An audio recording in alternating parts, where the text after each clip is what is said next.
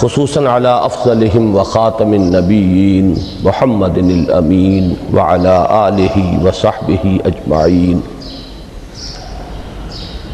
اما بعد فقد قال اللہ تبارک وتعالی اعوذ باللہ من الشیطان الرجیم بسم اللہ الرحمن الرحیم. وَلَقَدْ آتَيْنَا لُقْمَانَ الْحِكْمَةَ أَنِ اشْكُرْ لِلَّهِ وَمَنْ يَشْكُرْ فَإِنَّمَا يَشْكُرُ لِنَفْسِهِ وَمَنْ كَفَرَ فَإِنَّ اللَّهَ غَنِيٌّ حَمِيدٌ. وَإِذْ قَالَ لُقْمَانُ لِابْنِهِ وَهُوَ يَعِظُهُ يَا بُنَيَّ لَا تُشْرِكْ بِاللَّهِ إِنَّ الشِّرْكَ لَظُلْمٌ عَظِيمٌ. إِلَى قَوْلِهِ يَا بُنَيَّ أَقِمِ الصَّلَاةَ وَأْمُرْ بِالْمَعْرُوفِ وَانْهَ عَنِ الْمُنْكَرِ وَاصْبِرْ عَلَى مَا أَصَابَكَ إِنَّ ذَلِكَ مِنْ عَزْمِ الْأُمُورِ. وقال تبارک و تعالی اننی انا اللہ لا الہ الا انا فاعبدنی واقم الصلاۃ لذکری. صدق اللہ العظیم. محترم لطف الرحمان صاحب ناظم قرآن کالج، محترم پروفیسر حافظ محمد فاضل صاحب رئیس شعبہ عربی و اسلامیات، محترم میجر ریٹائرڈ فتح محمد صاحب ناظم دارالمقامہ اور عزیز طلبہ، میں سب سے پہلے تو آپ حضرات کو مبارکباد پیش کرتا ہوں کہ آپ نے یہ 2 روزہ صلاۃ کیمپ منعقد کیا. میں یہ سمجھتا ہوں کہ قرآن کالج کی یہ پہلی تقریب ہے کہ جو اس کے قیام کے مقصد کے ساتھ بڑی گہری ہم آہنگی رکھتی ہے. پھر یہ کہ جس انداز میں اسے منظم کیا گیا ہے، اس میں خاص طور پر میجر صاحب کی جو فوجی تربیت ہے اس کا جو عمل دخل مجھے نظر آیا ہے، تو میں اس پر بھی انہیں ہدیہ تحسین پیش کرتا ہوں اور امید کرتا ہوں کہ آئندہ بھی دین کے جو اہم اور بنیادی موضوعات ہیں ان پر اسی طرح کے تربیتی کیمپ منعقد کرتے رہیں گے. میری گفتگو کا جو اس وقت عنوان معین ہے اور جو اس وقت آپ کے سامنے لکھا ہوا بھی ہے، فلسفہ دین میں نماز کی اہمیت. اس میں سب سے پہلے تو میں توجہ دلاؤں گا کہ لفظ فلسفہ اصلاً عربی کا ہے اور نہ ہی یہ قرآن حکیم کی اصطلاح ہے. یہ لفظ بھی اپنی اصل کے اعتبار سے یونانی ہے. فلسفی اگرچہ فلسفی عربی میں اب استعمال ہوتا ہے اور فلاسفہ اس کی جمع بھی ہوتی ہے، لیکن واقعتاً یہ عربی زبان کا لفظ نہیں ہے. اسی کی ایک مثال اور ہے تصوف. وہ بھی بظاہر تفاعل کے وزن پر خالص صیغہ معلوم ہوتا ہے عربی زبان کا، لیکن یہ بھی تھیوسوفی، یہ بھی در حقیقت یونانی الاصل لفظ ہے جس کی تعریب کی گئی ہے، اسے معرب بنا کر عربی کا جامہ پہنا دیا گیا ہے. فلسفے سے ہم جس علم یا جس شعبہ علم کو مراد لیتے ہیں، قرآن حکیم کی اصطلاح میں اس کے لیے لفظ حکمت ہے. اس کا مادہ ہا کاف میم، اور اس کا بنیادی مفہوم وہی ہے کہ جو اس سے جو ایک مشتق لفظ ہے استحکام،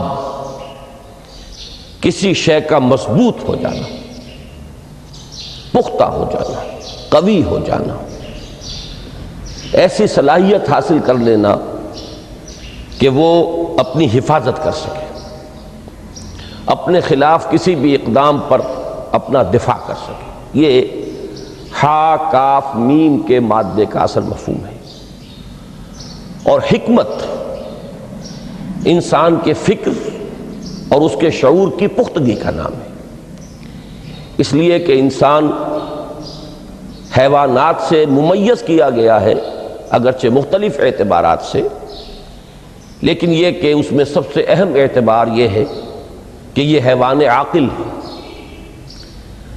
اسی طریقے سے اسے حیوان ناطق کہا جاتا ہے، اور نطق اور عقل کا بڑا گہرا تعلق ہے اور ربط ہے، دونوں ایک دوسرے سے جڑے ہوئے۔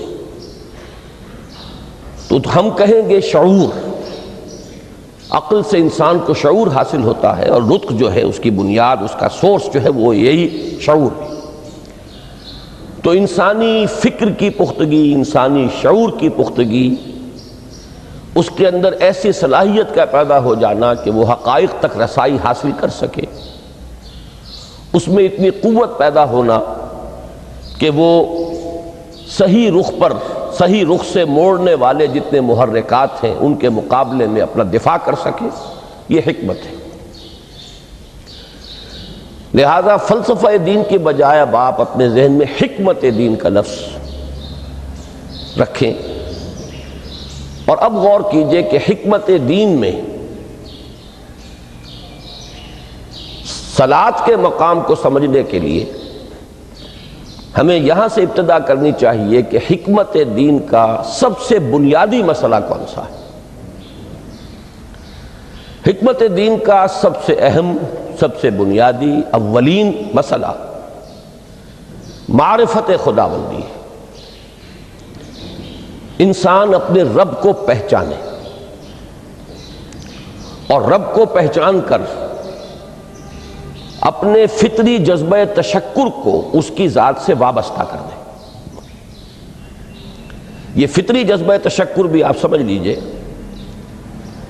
کہ یہ بھی نہ صرف انسان بلکہ حیوانات کا بھی خاصہ ہے، کہ اگر ان کے ساتھ کوئی بھلائی کی جائے تو ایک خاص رد عمل ان کی طبیعت میں پیدا ہوتا ہے، جسے ہم جذبہ شکر یا جذبہ تشکر سے تعبیر کر سکتے ہیں۔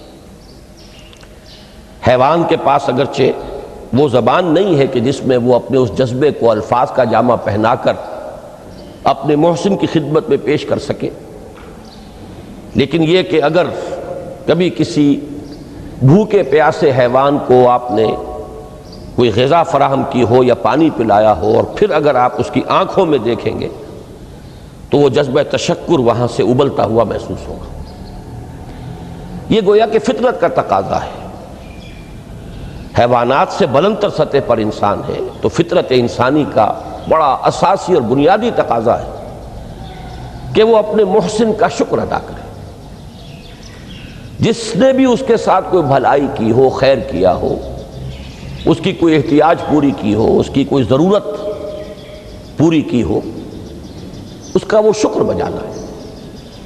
تو یہ فطری جذبہ تشکر جب تک عقل انسانی اپنے اصل محسن اور مربی کو نہیں پہچانتی تو یا تو یہ منتشر رہتا ہے یا بھٹکتا رہتا ہے۔ چنانچہ شرک کی جو ساری تاریخ ہے اس کا تجزیہ کریں گے تو بات یہی نظر آئے گی کہ اس جذبہ تشکر نے اپنے علم کی کوتاہی کی وجہ سے، اپنے فہم کی کوتاہی کی وجہ سے مختلف اشیاء کے ساتھ یا مظاہر قدرت کے ساتھ اپنے آپ کو منسلک کر لیا۔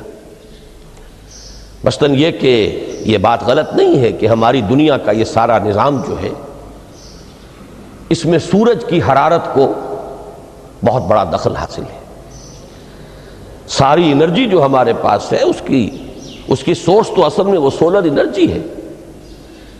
لکڑی بھی آپ جلا کر اگر آگ کے ذریعے سے حرارت حاصل کرتے ہیں تو وہ بھی در حقیقت سورج ہی کی وہ حرارت تھی کہ جو اس لکڑی میں جذب ہوئی ہے، اس نے وہ صورت اختیار کی۔ فصلوں کو سورج پکاتا ہے، اس کی حرارت جو ہے وہی ان کے پکنے کا ذریعہ بنتی ہے۔ لہذا انسان نے یہ سمجھا کہ ہمارا سب سے بڑا محسن یہ ہے، لہذا اس کے آگے ہاتھ جوڑ دیے، اس کو سجدہ کیا، اسے معبود بنا لیا۔ اسی پر آپ قیاس کرتے چلے جائیے، جس جس چیز کے بارے میں احساس ہوا کہ اس کے ساتھ ہماری کوئی بھلائی وابستہ ہے، یہ ہمارے لیے کسی خیر کا ذریعہ ہے، اس کے سامنے انسان جھک گیا اور اس کے اظہار تشکر کے لیے اس نے مراسم عبودیت ایجاد کر لی۔ تو عقل انسانی کی اصل معراج یہ ہے کہ وہ اپنے اصل مربی کو پہچانے، اپنے اصل رب کی معرفت حاصل ہو جائے کہ یہ تمام مظاہر فطرت، مظاہر قدرت، اگرچہ یہ سب ہیں اس دنیا میں، اس کے نظام کو مختلف پہلوؤں سے ان کے ساتھ وابستہ کیا گیا ہے، لیکن یہ سب خود کسی اور کی ربوبیت کے مظہر ہے۔ کوئی اور ہے جو ان سب کا خالق ہے، کوئی اور ہے کہ جس نے ان کے لیے یہ سارا نظام بنایا ہے۔ تو ایک ہی چھلانگ میں انسان پھر وہاں پہنچتا ہے اور اپنے اصل رب اور مربی کو پہچان کر اب اپنے پورے جذبہ تشکر کو اس کی ذات کے ساتھ منسلک کر دیتا ہے۔ یہ میں نے خلاصہ عرض کیا آپ کے سامنے سورہ لقمان کے دوسرے رکوع کی اس پہلی آیت کا، جس میں اللہ تعالیٰ نے حضرت لقمان کے حوالے سے حکمت اور حکمت کا جو منطقی اور لازمی نتیجہ ہے دونوں چیزوں کو بیان کر دیا۔ وَلَقَدْ آتَيْنَا لُقْمَانَ الْحِكْمَةَ أَنِ اشْكُرْ لِلَّهِ، ہم نے لقمان کو حکمت عطا کی کہ کر شکر اللہ کا۔ فطرت سلیمہ کا تقاضا شکر، محسن کے لیے، مربی کے لیے، اور عقل کی معراج اپنے اصل محسن اور مربی کو پہچان لینا، اسی کا نام حکمت ہے۔ حکمت عقل صحیح اور فطرت سلیمہ کے امتزاج سے وجود میں آتی ہے، جس کا نتیجہ شکر رب ہے یا معرفت رب۔ تو یوں سمجھئے کہ حکمت دین کا اساسی مسئلہ یہ، باقی سارے مسائل اب یہیں سے آگے چلیں گے۔ اس کے لیے یہ بات اگر آپ نے منتخب نصاب کے وہ اسباق پڑھ لیے ہوں تو یہ چیزیں سامنے آ چکی ہوں گی کہ اس کے لیے قرآن کا اسلوب یہ ہے کہ آیات کے حوالے سے انسان کے اندر معرفت رب کو جگایا جاتا ہے۔ میں نے جگانے کا لفظ استعمال کیا ہے کہ قرآن کی حکمت یہ ہے کہ رب کی معرفت فطرت انسانی میں موجود ہے لیکن سوئی ہوئی ہے، ڈورمنٹ ہے، اسے جگانا ہے، اسے ایکٹیویٹ کرنا ہے۔ اس کے لیے آیات آفاقی، ان فی خلق السماوات والارض واختلاف اللیل والنہار والفلک التی تجری فی البحر بما ینفع الناس الی آخر الآیہ۔ اسی طرح آیات انفسی وفی انفسکم افلا تبصرون، سنریہم آیاتنا فی الآفاق وفی انفسہم حتی یتبین لہم انہ الحق۔ لیکن ان آیات آفاقیہ کی طرف بھی صحیح نقطہ نظر سے متوجہ کرنے کے لیے اور انسان کے اندر کی اس سوئی ہوئی معرفت رب کو جگانے کے لیے سب سے زیادہ مؤثر آیات قرآنیہ ہیں، چونکہ یہ فطرت انسانی کے اندر کی ایک شے کو جگانے والی ہیں۔ یہی وجہ ہے کہ قرآن مجید اپنے آپ کو کہیں الذکر کہتا ہے، کہیں ذکرہ، کہیں تذکرہ۔ یہ تو یاد دہانی ہے، تمہارے اپنے اندر معرفت رب موجود تھی یا موجود ہے، لیکن یا تمہیں اس کا شعور نہ تھا، وہ تمہارے شعور کی سطح پر نہیں آئی تھی، یا یہ کہ آئی تھی لیکن پھر تم اسے بھول گئے ہو، ذہول کے پردے پڑ گئے۔ جیسا کہ علامہ اقبال نے کہا کہ کافر کی یہ پہچان کے آفاق میں گم ہے، تم پھر گم ہو گئے ہو۔ لہذا اس کو اجاگر کرنے کے لیے، تازہ کرنے کے لیے یہ آیات قرآنیہ ہیں۔ ان اندھیروں سے، گمشدگی کے اندھیروں سے نکالنے کے لیے، معرفت کی روشنی میں لانے کے لیے یہ آیات مبارکہ ہے۔ هو الذی ينزل على عبده آیات بینات لیخرجکم من الظلمات الی النور، اندھیروں سے نکال کر روشنی میں لانے کے لیے اللہ نے اپنے بندے پر صلی اللہ علیہ وسلم یہ آیات بینات نازل کی ہیں۔ لیکن اب اس سے اگلا قدم ہے، اور اصل میں وہ ہے جو میری گفتگو کا موضوع ہے اس وقت۔ اس کے لیے یہ تمہید ضروری تھی کہ حکمت قرآن کا اور حکمت دین کا اولین، اہم ترین، سب سے اساسی، سب سے بنیادی مسئلہ ہے معرفت رب۔ اگر اس مرحلے کو انسان طے کر لے اللہ کے فضل و کرم سے، اسے اللہ کی معرفت بھی حاصل ہو جائے اور اس پر ایمان بھی میسر آ جائے، تو اب اس کے سامنے تین مسئلے اور ہیں، ان کو اچھی طرح آئیڈینٹیفائی کیجئے۔ پہلا مسئلہ یہ ہے کہ اس کی فکر صحیح مزید پیش قدمی کرے، آگے بڑھے۔ یہ تو اس کا سٹارٹنگ پوائنٹ تھا، رب کو پہچان لینا۔ ابھی تو اس سے آگے بڑھ کر اس فکر صحیح کو، بڑی بلندیوں کو چھونا ہے۔ جیسے کہ کلمہ طیبہ کی تمثیل بیان کی گئی قرآن مجید میں، کَشَجَرَةٍ طَیِّبَةٍ أَصْلُهَا ثَابِتٌ وَفَرْعُهَا فِي السَّمَاءِ۔ تو فکر انسانی کے لیے وہ اصل ثابت، جمی ہوئی جڑ جو ہے وہ تو ہے معرفت رب، لیکن اب یہ فکر ترقی کرے گی، یہ نشو و نما پائے گی، یہ آگے بڑھے گی، اس کی شاخیں یہ آسمانوں سے بات کریں گی، آسمانوں کی بلندیوں کو چھوئیں گی۔ تو سب سے پہلا مسئلہ ہے فکر صحیح کی مزید پیش رفت، پیش قدمی۔ دوسرا مسئلہ انسان کا بہت بنیادی، عمل کی درستی، صحیح عمل۔ انسان اپنے نفس امارہ سے مغلوب ہو کر یا جذبات کی رو میں بہہ کر یا ماحول کے اثرات سے مرعوب ہو کر وہ کسی غلط رخ پر نہ پڑ جائے، تو اس کے عمل کو درست رکھنے کے لیے کوئی اسے سہارا درکار ہے۔ اور تیسری ضرورت اس کی، یہ میرے نزدیک اس دور میں سب سے زیادہ نگاہوں سے اوجھل ہو چکی ہے، یہاں تک کہ ہمارے بہت سے دینی حلقے بھی، خاص طور پر جو ریلیجس ایکٹیوسٹ شمار ہوتے ہیں، جو دین کی احیائی جد و جہد میں مصروف نظر آتے ہیں، تجدید دین، احیاء دین، غلبہ دین، اقامت دین، ان کی بھی ایک بہت بڑی محرومی ہے کہ وہ ایک تیسرے گوشے کو تقریباً نظر انداز کر رہے ہیں، اور وہ ہے روحانی ترقی۔ اس لیے کہ انسان کی اصل عظمت کی بنیاد تو وہ روح ہے جو اس میں پھونکی گئی، وَنَفَخْتُ فِيهِ مِن رُوحِي، جس کا تعلق ذات باری تعالیٰ کے ساتھ ہے۔ کم سے کم یہ تو ہر شخص مانے گا، کوئی بڑے سے بڑا ریشنلسٹ اور روحانیت کا منکر شخص وہ بھی یہ تو ماننے پر مجبور ہے کہ اللہ تعالیٰ نے اس کی جو نسبت اپنی طرف فرمائی ہے، روحی، اس میں در حقیقت انسانی روح کی عظمت اور اس کی شرافت، اس کی بلندی اور اس کی بزرگی کی طرف اشارہ ہے۔ بہرحال اس کی ترقی، فکر صحیح کی ترقی۔ نمبر 2، عمل کی درستی، اس میں افراط و تفریط نہ ہو، اس میں انسان نفس امارہ سے مغلوب ہو کر یا جذبات کی رو میں بہہ کر یا ماحول کے اثرات سے متاثر ہو کر کوئی غلط اور غیر متوازن راستہ اختیار نہ کر لے۔ اور نمبر 3، روحانی ترقی۔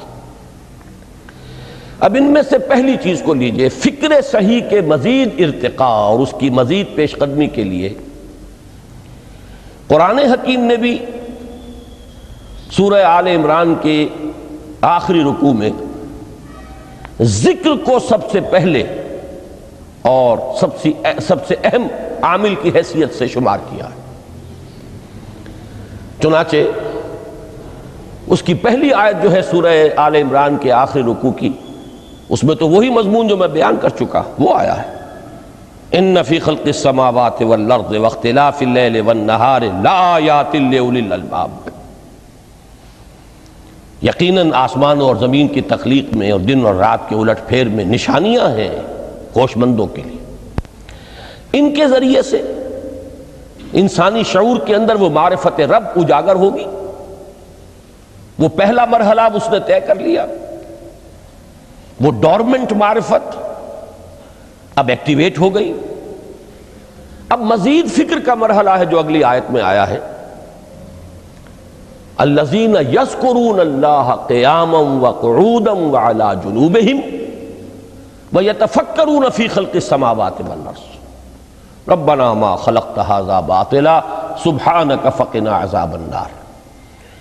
یعنی تفکر جو ہے، ویتفکرون فی خلق السماوات والارض، وہ تفکر کرتے ہیں، غور و فکر کرتے ہیں آسمان اور زمین کی تخلیق میں، لیکن اس تفکر کے ساتھ لازماً ذکر اور ذکر مدام، ذکر بھی وہ کہ جو مستقل ہو، ہر حالت میں ہو۔ الذین یذکرون اللہ قیاما وقعودا وعلی جنوبہم، وہ لوگ کہ جو اللہ کو یاد رکھتے ہیں، اللہ کا ذکر کرتے ہیں، کھڑے ہوئے بھی، بیٹھے ہوئے بھی، اور اپنے پہلوؤں کے بل یعنی لیٹے ہوئے بھی۔ اب ان تین کے سوا تو کوئی پوزیشن انسان کی نہیں ہے، اسی کا نام ہے دوام ذکر۔ اور اس کے ساتھ اگر وہ تفکر کرتے ہیں تو ان کا فکر اگلی منزل تک پہنچتا ہے۔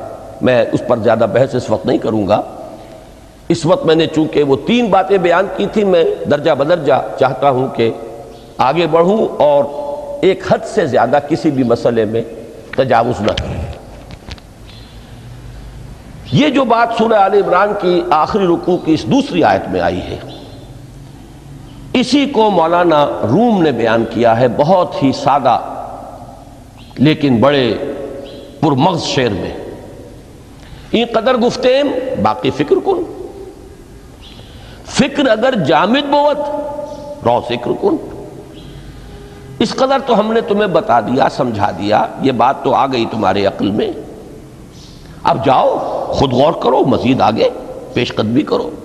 این قدر گفتیم باقی فکر کن، فکر اگر جامد بوت رو ذکر کن۔ فکر میں جمود آ جائے، فکر سست پڑ جائے تو جاؤ پھر ذکر کرو۔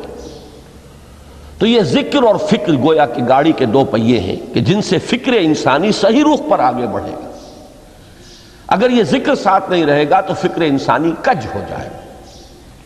تاثریا میرود دیوار کج، پھر وہ فکر جو ہے وہ بلندی کو کتنے ہی پہنچ جائے لیکن وہ ٹیڑھی بلندی ہوگی، وہ صراط مستقیم پر پیش قدمی کرنے والا فکر نہیں ہوگا۔ اسی کو علامہ اقبال نے اپنے دو اشعار میں، کیونکہ انہوں نے مولانا روم کو اپنا پیر بھی تسلیم کیا ہے، مرشد رومی، تو یہ فکر جو ہے، یہ خیال جو مولانا روم نے پیش کیا، اسی کو علامہ اقبال نے دو اشعار میں میں سمجھتا ہوں کہ مزید شکوہ کے ساتھ، مزید خوبصورت اور حسین انداز میں پیش کیا ہے۔ جز بقرآن زے غمی روباہی است، فقر قرآن اصل شاہنشاہی است۔ قرآن کے بغیر اگر کوئی شعر بھی ہو تو وہ بھی اصل میں لومڑی ہے، اس کی کوئی حقیقت نہیں ہے، اس لیے کہ اصل شاہنشاہی جو ہے وہ تو فقر قرآن ہے۔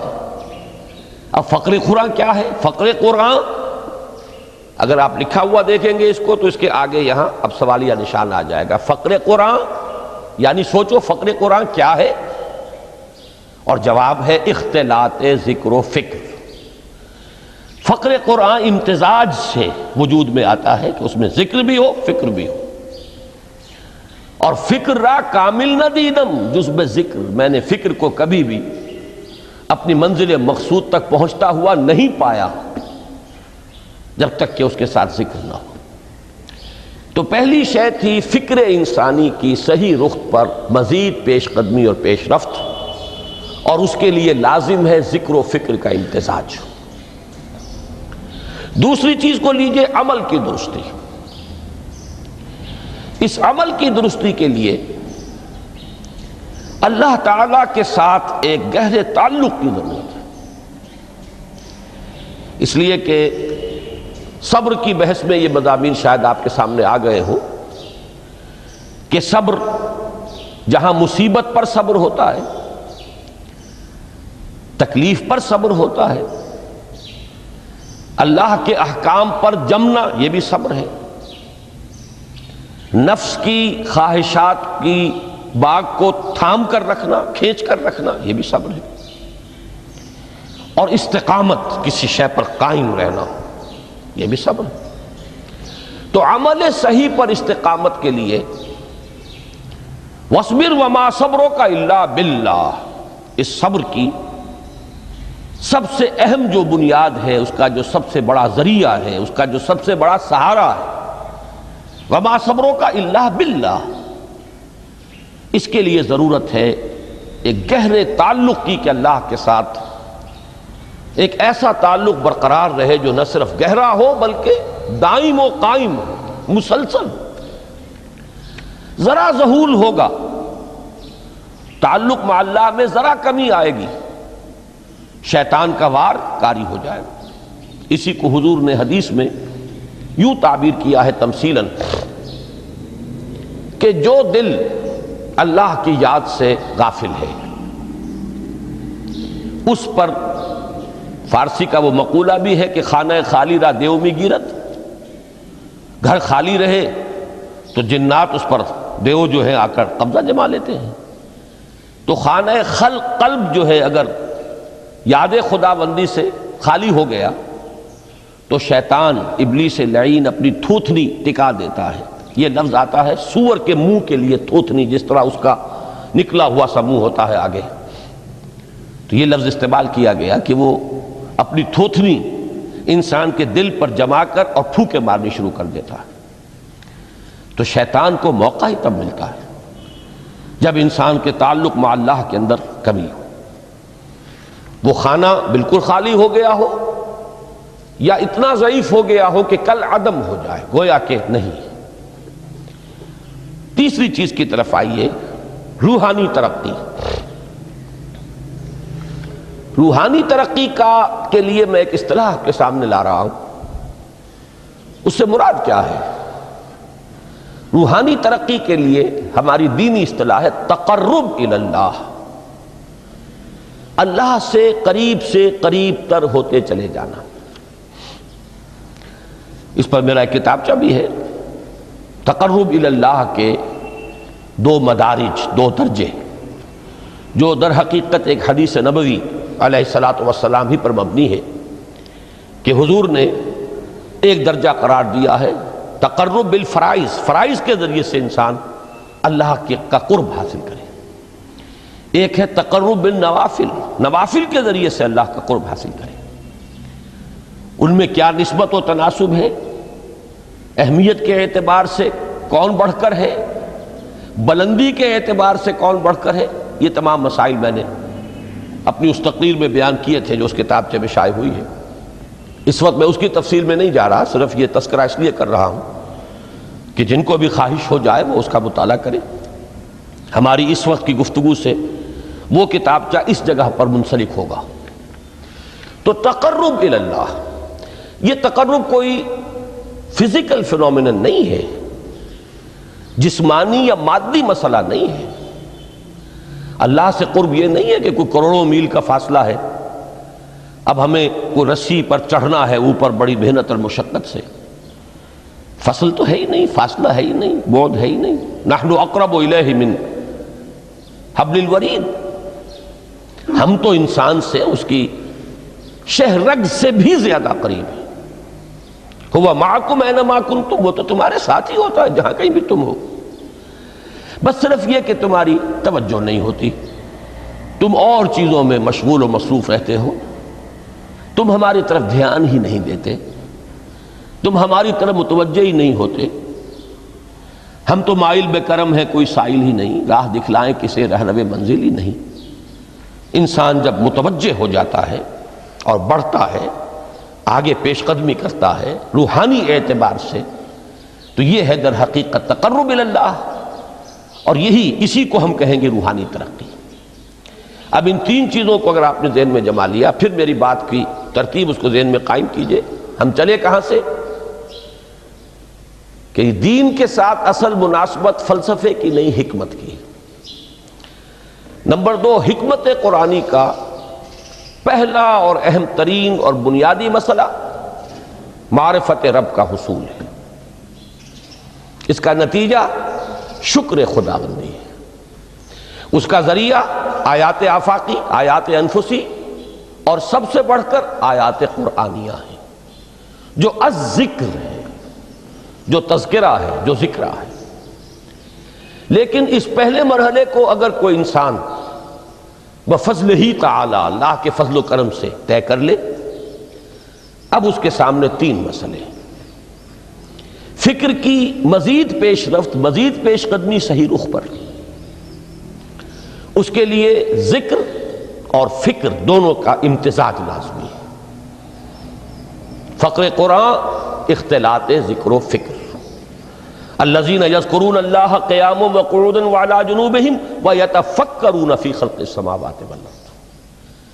دوسری شے عمل کا درست رہنا، نہ افراط و تفریط ہو، عدم توازن ہو، نہ انسان نفس سے مغلوب ہو جائے، نہ انسان جذبات کی رو میں اندھا ہو جائے، نہ انسان ماحول سے مرعوب ہو کر متاثر ہو جائے، صحیح رخ پر اس کا عمل۔ نمبر 3 روحانی ترقی، جو اصل حاصل ہے، جو اصل مقصود ہے۔ نمبر 2 چیز کے لیے تعلق مع اللہ ضروری، نمبر 3 کے لیے تقرب الی اللہ ضروری۔ اب غور کیجئے، ان تینوں چیزوں کا بڑا گہرا تعلق ہے نماز کے ساتھ۔ ان تینوں کے لیے ستون کی حیثیت نماز کو ہے۔ لہذا ایمان کے بعد یا معرفت رب کے بعد حکمت دین کا اہم ترین مسئلہ نماز، صلاۃ۔ اس لیے کہ ایک طرف یہ انسان کو اللہ کے ساتھ ایک گہرے تعلق کا ذریعہ فراہم کرتی ہے۔ اپنے تمام مصروفیات میں سے، ان مشغولیتوں میں جن میں گم ہونے کا خدشہ ہوتا ہے، نکلو۔ 24 گھنٹے کے معمولات میں سے کم 5 مرتبہ تو لازماً نکلو، اور اپنے آپ کو ذرا، اپنے حواس کو بھی، اپنی باطنی کیفیات کو بھی ذرا تازہ کرو۔ اگر کوئی گندگی، نجاست، کسی طرح کی ناپاکی کا کوئی معاملہ ہے، طہارت حاصل کرو۔ طہارت سے تمہارے اندر روح کو بھی بالیدگی ہوگی، تمہارے حواس بھی تازہ ہوں گے، تم گویا کہ بحیثیت کل تمہاری ہستی چاق و چوبند ہو جائے گی۔ وہ کسل، وہ سستیاں، وہ جو ایک کثافتیں ہوتی ہیں، ان سب سے نجات حاصل کرو، اور اب اپنے رب کے حضور میں کھڑے ہو جاؤ، اس کے ساتھ اپنا عہد بھی تازہ کرو، اس کی اہم صفات کو بھی اپنے ذہن میں پھر مستحضر کرو۔ یہی وجہ ہے، دیکھیے میں نے جو آیات آپ کو شروع میں سنائی تھی، سورہ لقمان کی 2 آیتیں، پہلی آیت میں اس کا ترجمہ کر چکا، دوسری آیت وَلَقَدْ وَإِذْ قَالَ لُقْمَانُ لِابْنِهِ وَهُوَ يَعِظُهُ يَا بُنَيَّ لَا تُشْرِكْ بِاللَّهِ إِنَّ الشِّرْكَ لَظُلْمٌ عَظِيمٌ۔ اس کے بعد درمیان میں کچھ مضمون آ کر پھر وہ آیہ مبارکہ آئی، یا بنی اقیم الصلاۃ وامر بالمعروف وانہی عن المنکر واصبر علی ما اصابک۔ گویا کہ اہم ترین چیز، بنیادی ترین چیز، اللہ کو محض پہچان لینا کافی نہیں ہے، یاد رکھنا ضروری ہے۔ اللہ یاد رہے گا تو فکر صحیح آگے بڑھے گا، اللہ یاد رہے گا اور اس کے ساتھ ایک گہرا تعلق جو ہے برقرار رہے گا تو عمل درست رہے گا۔ بالکل یہی بات سورہ طٰہٰ میں جو پہلی وحی حضرت موسیٰ علیہ السلام پر ہوئی، اور پہلا مخاطبہ ہے، چونکہ حضرت موسیٰ کو یہ انبیاء کرام کے مقدس گروہ میں ایک امتیازی حیثیت حاصل ہے کہ ان سے براہ راست گفتگو ہوئی ہے، اگرچہ صرف ایک پردہ تھا، اوٹ من ورائے حجاب گفتگو ہوئی ہے، لیکن یہ کہ کوئی فرشتے کا درمیانی جو ہے وہ لنک نہیں تھا، براہ راست اللہ تعالیٰ نے حضرت موسیٰ علیہ السلام سے کلام فرمایا۔ کلم اللہ موسیٰ تکلیما، موسیٰ سے تو اللہ نے کلام فرمایا جیسے کہ کلام کیا جاتا ہے۔ تو پہلا مخاطبہ ہے، یہ پہلا مکالمہ ہے، پہلی وحی کہیے، اسی میں یہ الفاظ بھی موجود ہیں، اننی انا اللہ لا الہ الا انا فاعبدنی واقم الصلاۃ لذکری۔ یہ گویا کہ حکمت قرآنی کا ایک بہت بڑا خزانہ ہے یہ آیت مبارکہ، کہ خود حضرت موسیٰ علیہ السلام کو جو ہدایت دی جا رہی ہے، میں ہوں، میں اللہ، اننی انا اللہ لا الہ الا انا، میرے سوا کوئی معبود نہیں، فاعبدنی، بس میری بندگی، میری عبادت، میری پرستش، میری محبت، اس کو اختیار کرو۔ وَأَقِمِ الصَّلَاةَ لِذِكْرِي، اور نماز کو قائم رکھو میری یاد کے لیے۔ بلکہ اسی سلسلہ کلام میں آگے چل کر سورہ طٰہٰ میں آتا ہے، کافی گفت و شنید کے بعد جب حضرت موسیٰ نے کچھ معذرت بھی کی، کچھ دعائیں بھی کی، اللہ نے ایک دعا قبول بھی کی کہ ان کے بھائی کو بھی شریک کر دیا، حضرت ہارون کو بھی۔ اس کے بعد پھر جب فرمایا کہ اب جاؤ فرعون کی طرف، تو اس میں فرمایا وَلَا تَنِيَا فِي ذِكْرِي، اور دیکھنا یہ جو عظیم مشن تمہارے کندھے پر آ گیا ہے، بڑا بھاری اور کٹھن ایک فرض ہے جو تم پر عائد ہو گیا ہے، اس کے لیے سب سے بڑی تمہارے پاس جو قوت کا ذریعہ ہے وہ نماز ہے۔ اقیم فلا تنیا عن ذکری، میری یاد میں کبھی غفلت نہ کرنا، اس میں کبھی کوئی کمی نہ آنے دینا۔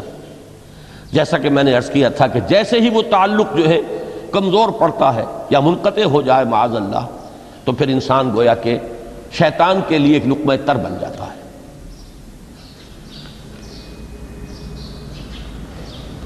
اب آپ غور کیجئے، تیسری شے تقرب الی اللہ، اس کے حوالے سے بھی جو فرائض اور نوافل کی بات ہے اس کو اس وقت ذہن سے نکال کر یہ سمجھیے کہ اس میں نماز کا کیا مقام ہے، اس لیے کہ نماز فرض بھی ہے، نماز نفل بھی ہے، وہ تو ان دونوں میں شریک ہو جائے گی۔ اب اس کو لفظ صلاۃ کے حوالے سے آپ ان دونوں چیزوں کو سمجھیے۔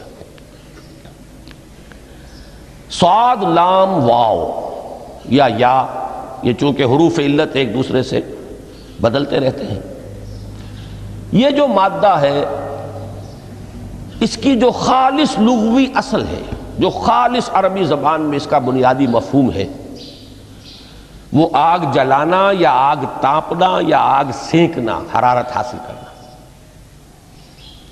لہذا بار بار آتا ہے جہنم کے ذکر میں اسلوہا، اب جلو اس میں، تاپو اس کو، یہ سینکے گی تمہیں۔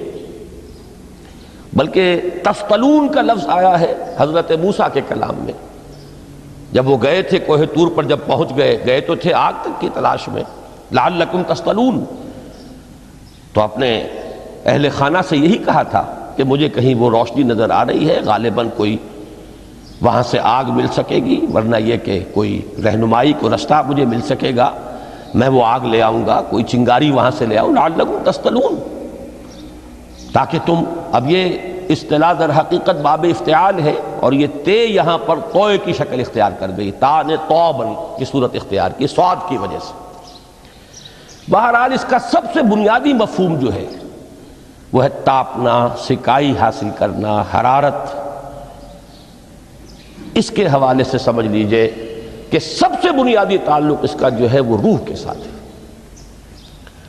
روح میں محبت خداوندی کی آگ اگر ٹھنڈی پڑ گئی ہو، اگر محبت خداوندی کی حرارت میں کمی ہو رہی ہو، تو اس کو اثر نو، جس کو کہ میں آج سوچ رہا تھا تو ایک لفظ ذہن میں آیا کہ جیسے بیٹری اس کو ریچارج کیا جاتا ہے، اسی طریقے سے روح کے اندر محبت خداوندی کی اس حرارت کو اثر نو تازہ کرنا، یہ ہے در حقیقت نماز کا اصل مقصد۔ اس لیے کہ اس لفظ کا بنیادی مفہوم، اصل لغوی مفہوم تو یہ، اگرچہ اس کا سب سے زیادہ کثرت سے جو استعمال ہوتا ہے، اور لفظ صلاۃ جس سے در حقیقت جس تصور پر مبنی ہے وہ ہے اقدام، کسی کی طرف متوجہ ہونا اور پھر دعا۔ صلاۃ کا سب سے قریبی مفہوم لفظی جب بیان کیا جائے گا، اس سے مراد، اس کے معنی، تو دعا اس میں اہم ترین ہے۔ کسی کی طرف توجہ کرنا، مناجات کرنا، گفتگو کرنا، مخاطبہ، مکالمہ، دعا، یہ در حقیقت صلاۃ کا سب سے بڑا اصطلاحی مفہوم ہے۔ لیکن جو اس کا مادہ ہے، صاد لام واو یا صاد لام یا، اس کا اصل مفہوم جو ہے وہ تاپنا، حرارت حاصل کرنا۔ تو ان دونوں کے حوالے سے عرض کر رہا ہوں، وہ تاپنا اور حرارت حاصل کرنا وہ ہے روح کے اعتبار سے۔ وہ جو کہا اقبال نے کہ بجھی عشق کی آگ اندھیر ہے، مسلمان نہیں راہ کا ڈھیر۔ یہ عشق کی آگ جب بجھ جاتی ہے در حقیقت یہی تو انسان کی روحانی موت ہے۔ جب یہ نہ رہے تو چاہے منطق میں بہت انسان ماہر ہو، مجھے اقبال کا ایک شعر یاد آیا، تقابل کرتے ہوئے ایک انسان محکوم اور ایک انسان حر، آزاد انسان، ان کی نفسیات میں جو بنیادی فرق علامہ اقبال نے مختلف مواقع پر بیان کیے ہیں۔ محکوم ہے بیگانہ اخلاص و مروت، ہر چند کے منطق کی دلیلوں میں ہے چالاک۔ تو منطق کی دلیلوں میں انسان چالاک ہو جائے اور وہ لغت ہائے حجازی کا وہ ایک خزانہ بن جائے، اسے تمام الفاظ کے معنی یاد ہو، وہ بڑے مسائل فقہ کے اسے ازبر ہو، جزیات بے انتہا جزیات جو ہیں وہ مستحضر ہو، فلسفے کے بڑے بڑے مسئلے اس نے حل کر لیے ہوں، لیکن اگر روح میں وہ اللہ کی محبت کی آگ نہیں ہے، وہ تپش نہیں، بجھی عشق کی آگ اندھیر ہے مسلمان نہیں راکھ کا ڈھیر۔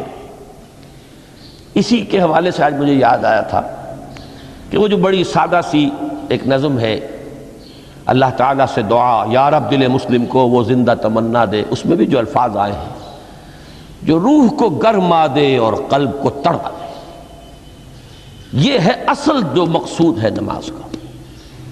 اور یہی وہ چیز ہے جیسا کہ میں نے عرض کیا تھا کہ نگاہوں سے اوجھل، یہ پہلو سامنے ہے ہی نہیں، دوسرا پہلو سامنے ہے اور وہ بھی میرے نزدیک بہت اہم ہے، بہت بنیادی ہے، اس میں کوئی شک نہیں، لیکن یہ ہے بلند ترین منزل کہ تقرب الی اللہ، اس کے لیے در حقیقت یہ کس لیے درکار ہے؟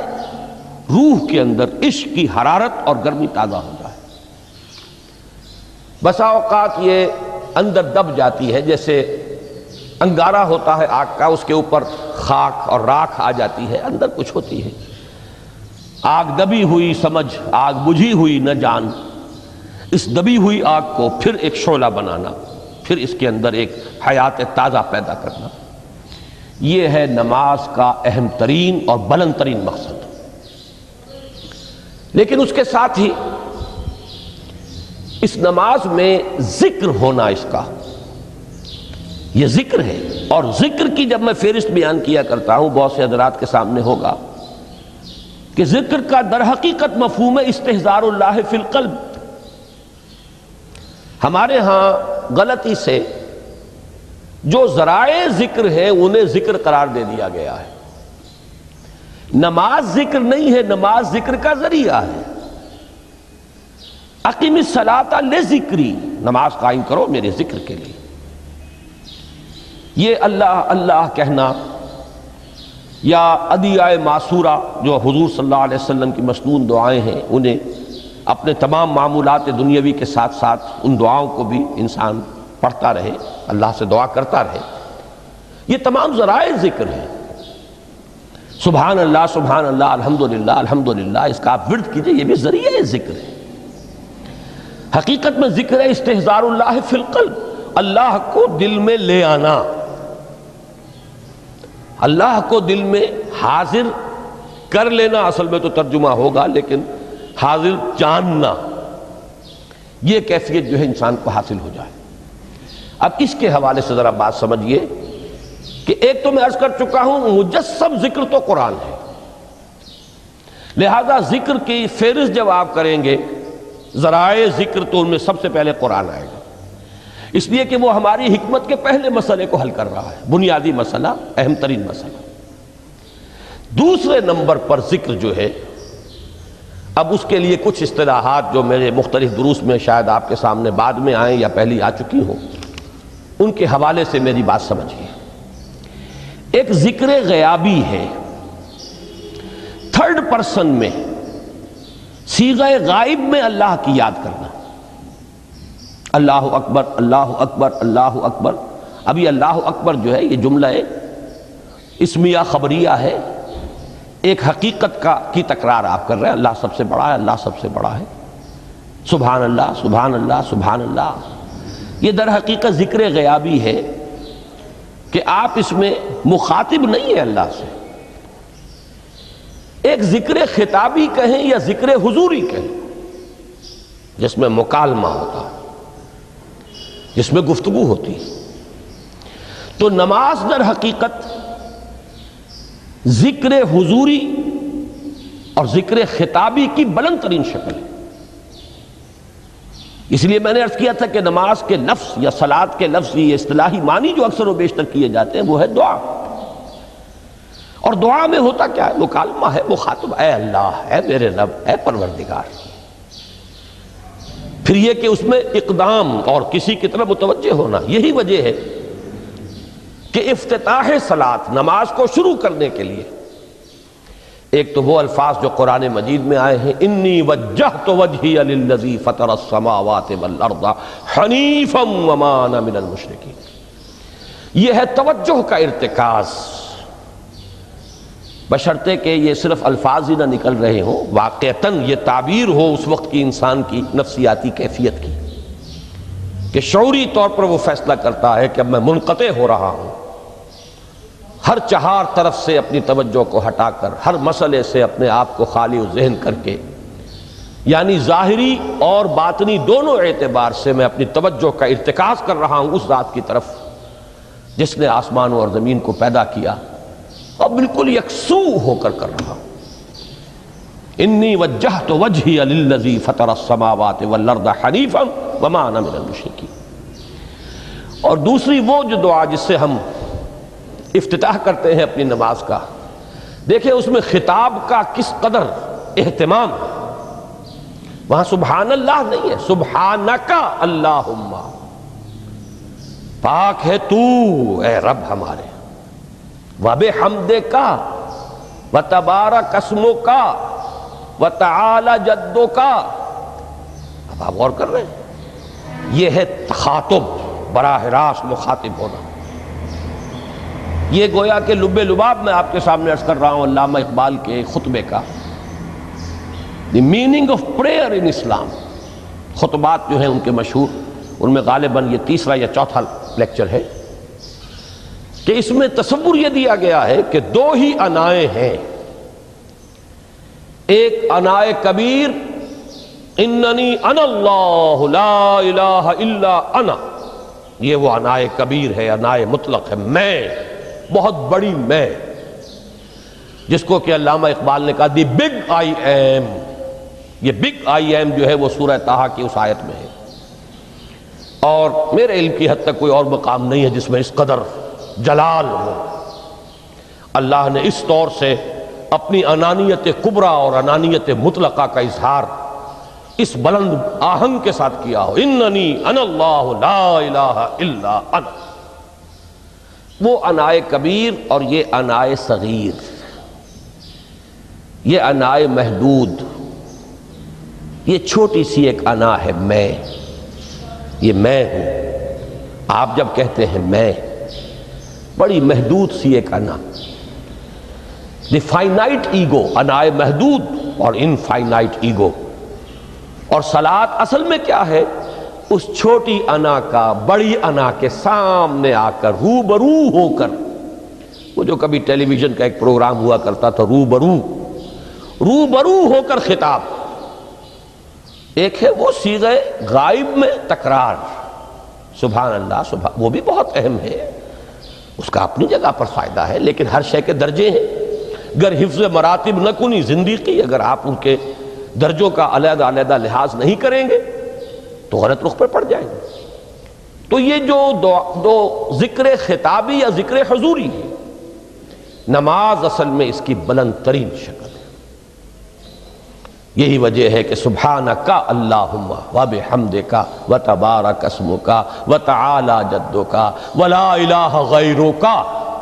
اس کا کی جس قدر تکرار یہاں پر ہے، آپ نے غور کیا، اس میں خطاب ہے. یا پھر یہ کہ یہ کا کی اس طرح کی تکرار آپ کو دعائے قنوت میں ملے گی.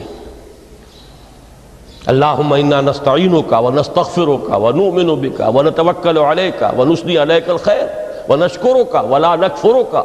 اب یہ جو ہے یہ در حقیقت خطاب کا اندازہ ہے کہ براہ راست گفتگو ہو رہی ہے. تو سب سے پہلی بات تو یہ ہوئی کہ ذکر کی ایک شکل ہے ذکر غیابی، دوسری ذکر حضوری، اور ذکر حضوری یا ذکر خطابی کی بلند ترین منزل بلند ترین اس کا ذریعہ نماز ہے۔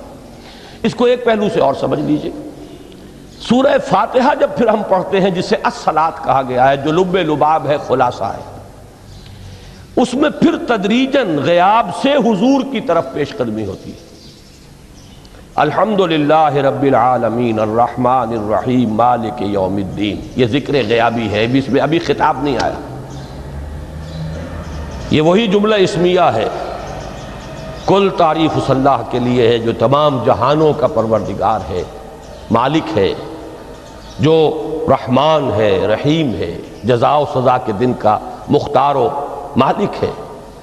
اب یہ غیاب سے حضور کی طرف، ایاک نعبد و ایاک نستعین اہدنا الصراط المستقیم، یہ ہے وہ۔ اب پہلے ایک معاہدہ ہے، ایک اقرار ہے، اعتراف ہے، وعدہ ہے، اور پھر دعا ہے، استدعا ہے۔ یہ ہے غیاب سے حضور کی طرف تدریجاً ارتقاء۔ یہی وجہ ہے، اب نوٹ کر لیجئے، وہ چھوٹی سی حدیث یہ بھولنی نہیں چاہیے، الصلاۃ معراج المومنین، اس لیے کہ مخاطبہ الہی براہ راست حضور کو جو حاصل ہوا وہ معراج میں ہوا، التحیات کا مکالمہ وہی ہوا ہے۔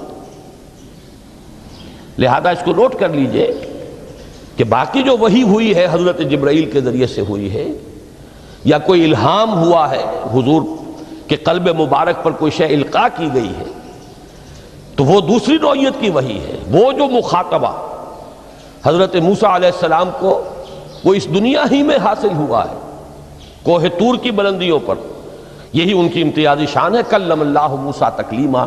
یہ براہ راست مخاطبہ جو ہے یہ حضور صلی اللہ علیہ وسلم کو معراج کی شب یہ آپ کو حاصل ہوا، اور حضور نے اسی لیے نماز کو معراج المومنین قرار دیا، اس لیے کہ اس میں وہی براہ راست مخاطبہ اور مکالمہ اور وہی گفتگو ہے جو ہو رہی ہے۔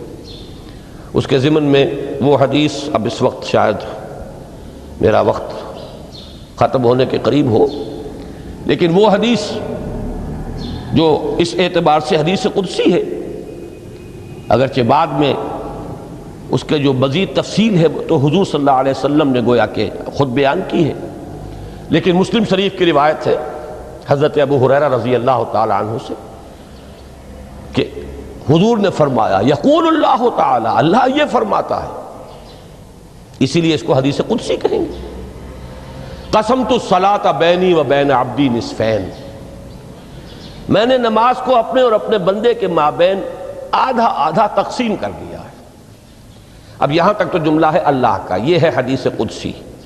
اب آگے جو ہے نریشن اس کی جو ہے حضور صلی اللہ علیہ وسلم کی جانب سے ہے، یعنی خبر دے رہے ہیں وہ اللہ کی طرف سے ہی۔ ویسے تو تمام احادیث ہی گویا کہ ہم سمجھتے ہیں انسپائرڈ تو اللہ کی طرف سے ہی ہے، لیکن یہ کہ جہاں صراحت ہو کہ اللہ کہتا ہے وہ حدیث قدسی ہے۔ تو یقول اللہ تعالی قسمت الصلاۃ بینی و بین عبدی نصفین، یہاں تک تو حدیث قدسی ہے۔ اب دوسری عام حدیث ہے، اذا قال العبد الحمد للہ رب العالمین یقول اللہ تعالی حمدنی عبدی، جب بندہ کہتا ہے الحمدللہ رب العالمین، پروردگار کہتا ہے میرے بندے نے میری حمد کی۔ جب بندہ کہتا ہے الرحمن الرحیم، پروردگار فرماتا ہے اثنا علی عبدی، میرے بندے نے میری ثنا کی، بڑی تعریف کی۔ جب بندہ کہتا ہے مالک یوم الدین، اللہ فرماتا ہے مجدنی عبدی، میرے بندے نے میری بڑی بزرگی بیان کی ہے، تمجید کی ہے۔ پھر جب بندہ کہتا ہے ایاک نعبد و ایاک نستعین، اللہ فرماتا ہے ھذا ما بینی و بین عبدی ولعبدی ما سأل، یہ ہے میرے اور میرے بندے کے درمیان۔ یہ تو معاہدہ ہے نا، معاہدے میں تو دو فریق جکڑے جاتے ہیں، بند جاتے ہیں، یہ میرے اور میرے بندے کے درمیان ہے، اور میرے بندے نے جو طلب کیا میں نے دیا، اس لیے کہ اس میں طلب بھی تو ہے، ایاک نستعین، تیری مدد چاہتے ہیں، یہ طلب ہے، اسی کی شرح ہے جو اب آخری 3 آیتیں ہیں، پروردگار ہم تیری مدد چاہتے ہیں، پروردگار ہم تیری ہی بندگی کرتے ہیں اور کریں گے، اور تیری ہی مدد چاہتے ہیں، چاہیں گے۔ اگر حال میں اس کا ترجمہ کریں گے زمانہ حال کے اعتبار سے، اس لیے کہ فعل مضارع میں تو دونوں موجود ہیں، شامل ہیں، تو یہ ایک اعتراف ہے، اظہار حال ہے۔ اللہ کرے کہ وہ واقعتاً صحیح اظہار حال ہو، ہم واقعی اللہ کی بندگی کرتے ہوئے یہ کہیں کہ ایاک نعبد، ورنہ اگر ہماری اصل صورتحال سے وہ مطابقت نہ رکھتا ہو تو پھر تو ایک طرح کا جھوٹ ہو جائے گا، غلط بیانی ہو جائے گی۔ ایاک نعبد، تیری ہی بندگی کرتے ہیں، اور مستقبل میں کیجئے، کریں گے، یہ ہے عہد۔ تیری ہی مدد چاہتے ہیں، تجھی سے مدد طلب کرتے ہیں، تجھی سے مدد چاہتے رہیں گے۔ اس کے لیے فرمایا وَلِعَبْدِ مَا سَأَلَ، اور پھر اس کے بعد وہ استدعا ہے، اهدنا الصراط المستقیم صراط الذین انعمت علیہم غیر المغضوب علیہم ولا الضالین۔ اس حدیث میں اس کو ایک ہی جملے کو لیا گیا ہے، ایک ہی جملے کی حیثیت سے۔ جب بندہ یہ کہتا ہے تو اللہ فرماتا ہے ھذا لعبدی ولعبدی ما سأل، یہ خالص میرے بندے کے لیے ہے، اس بندے نے ایک درخواست پیش کی ہے اور میں نے گرانٹ کی، وہ اپلیکیشن، وہ ریکویسٹ گرانٹڈ ہم نے دے دی، ولعبدی ما سأل۔ یہ ہے اس کی تاثیر کا عالم، بشرطے کے معاملہ وہ شعور کے ساتھ، بشرطے کے مطابقت ہو ظاہر اور باطن کی، بشرطے کے مطابقت ہو قول اور فعل کی، تو اس کا اتنا اونچا مقام ہے کہ ایک ایک جملہ ادھر ادا ہوا، ادھر اللہ کی طرف سے ریسپانس مل رہی ہے۔ افلاک سے آتا ہے نالوں کا جواب آخر، اٹھتے ہیں حجاب آخر، کرتے ہیں خطاب آخر۔ یہ خطاب ہے، مخاطبہ ہے، مکالمہ ہے، یہ ہے اصل نماز۔ اسی لیے اسی کو کہا گیا نماز۔ البتہ اب اس سے آگے بڑھیے، ذکر کی ایک اور شکل بھی ہے، اور وہ ذکر عملی ہے۔ ایک تو ہم نے کہا اللہ اکبر، اللہ بہت بڑا ہے، سب سے بڑا ہے، یہ جیسا کہ میں نے عرض کیا ایک اعتبار سے تو ذکر غیابی ہو گیا۔ دوسرے یہ کہ یہ ایک فکری لسانی ذکر ہے، ہم نے کہہ دیا۔ ایک ہے اسی کے ساتھ ایک عملی ڈیمانسٹریشن، جب یہ کہتا ہوا انسان سیدھا سجدے میں گرتا ہے تو در حقیقت یہ اس اللہ اکبر کی تعمیل ہو رہی ہے۔ لہذا نماز میں جہاں ذکر غیابی بھی ہے، سورہ فاتحہ کی پہلی 3 آیات، جہاں الذکر کا حصہ بھی ہے، کچھ نہ کچھ قرآن آپ پڑھیں گے اس میں، پھر یہ کہ ذکر حضوری اور ذکر خطابی بھی ہے کہ آپ نے اللہ سے عہد و پیمان کیا، قول و قرار کیا، استدعا کی۔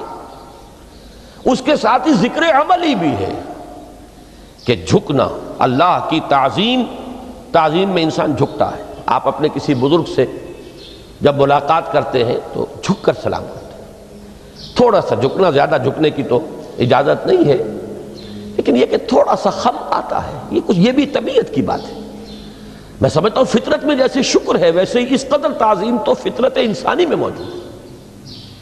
آپ استاد کے سامنے آئیں گے، تھوڑا سا خم کھائیں گے، آپ اپنے کسی بڑے بزرگ رشتہ دار کے سے ملیں گے تو تھوڑا سا خم لا محالہ ہو جائے۔